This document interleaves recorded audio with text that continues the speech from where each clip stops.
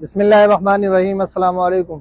एक मरतबा फिर आपको उसी लोकेशन पर जो कि 3 दिन पहले मैंने यहाँ पे एक वीडियो बनाई थी, कैलिफोर्निया रेजिडेंशिया के साइड के ऊपर आपको कंस्ट्रक्शन अपडेट दिया था। उस वक्त सरिया का काम चल रहा था 5th फ्लोर का, और आज भी मैं इसी मकाम पर मौजूद हूँ। आप देख सकते हैं मेरे पीछे इसका पंप वगैरह आ चुके हैं और इसका जो स्लैब पोरिंग का काम है वह ऑलरेडी यहाँ पे अल्हम्दुलिल्लाह स्टार्ट हो चुका है।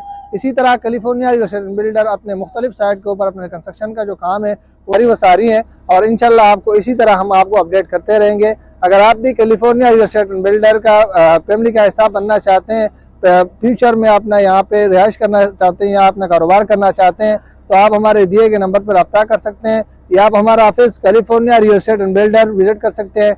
मुझे दे इजाज़त, अल्लाह हाफिज़।